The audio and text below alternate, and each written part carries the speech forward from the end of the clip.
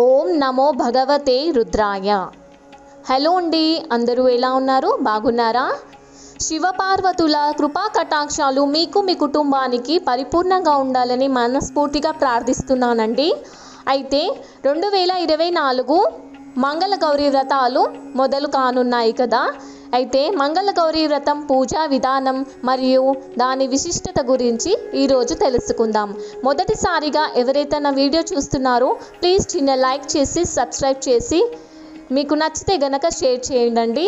మరిన్ని ఆధ్యాత్మిక విషయాలను తెలియజేయడానికి అవకాశం ఇచ్చిన వాళ్ళు అవుతారు. అయితే ఈరోజు టాపిక్ని స్టార్ట్ చేద్దాము. మంగళ గౌరీ వ్రతము 2024 పూజా విధానము మరియు వాటి విశిష్టత గురించి తెలుసుకుందాము. హిందూ పంచాంగం ప్రకారం ప్రతి ఏడాది శ్రావణ మాసంలో వచ్చే ప్రతి మంగళవారం రోజున మంగళ గౌరీ వ్రతాన్ని ఆచరిస్తారు. తమ భర్త దీర్ఘాయువు కోసము మహిళలందరూ ఈ వ్రతాన్ని ఆచరిస్తారు. ఈ సందర్భంగా ఈ మంగళ గౌరీ వ్రతము పూజా విధానము మరియు ప్రాముఖ్యత గురించి ఇప్పుడు తెలుసుకుందాము. ఈ మాసంలో ప్రతి మంగళవారం పార్వతీదేవిని మంగళ గౌరీ రూపంగా కొలుస్తుంటారు.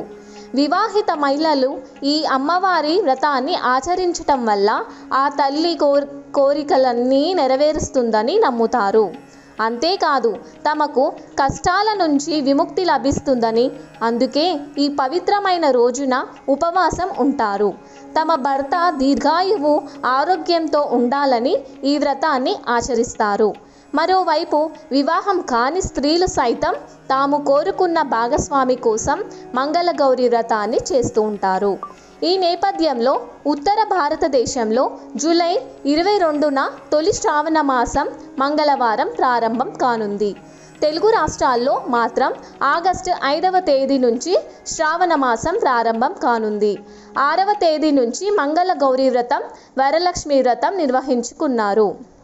ఈ సందర్భంగా మంగళ గౌరీ వ్రతం విశిష్టలేంటో తెలుసుకుందాము. మంగళ గౌరీ వ్రతం పూజా విధానం ఏంటని తెలుసుకుందాము. తెలుగు పంచాంగం ప్రకారం శ్రావణ మాసంలోని మంగళవారం నాడు మంగళ గౌరీ వ్రతాన్ని జరుపుకుంటారు. ఈ పవిత్రమైన రోజున సూర్యోదయం కంటే ముందే నిద్రలేచి స్నానం చేసి శివపార్వతులను స్మరించుకుంటూ పూజ ప్రారంభించాలి. ముందుగా శివపార్వతుల ఫోటో లేదా విగ్రహాన్ని ఈశాన్యంలో ప్రతిష్ఠించాలి. మంగళ గౌరీ దేవిని స్మరించుకుంటూ ఉపవాస దీక్షను ప్రారంభించాలి. 16 దీపాలను వెలిగించాలి. పూజకు ముందు అమ్మవారిని గంగాజలంతో శుభ్రం చేసి అలంకరించాలి. అలాగే పువ్వులు, పండ్లు సమర్పించాలి.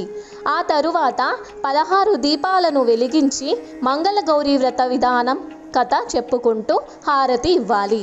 మంగళ గౌరీ వ్రతంలో ఉపయోగించిన వస్తువులను పేద స్త్రీలకు దానం చేయాలి. మంగళ గౌరీ వ్రతం ప్రాముఖ్యత గురించి తెలుసుకుందాం. హిందూ మత విశ్వాసాల ప్రకారం మంగళ గౌరీ వ్రతానికి ఎంతో ప్రాముఖ్యత ఉంది. ఈ వ్రతాన్ని ఆచరించిన వారికి శివయ్య వంటి భర్తను ఇవ్వాలని పార్వతీదేవిని కోరుకుంటారు.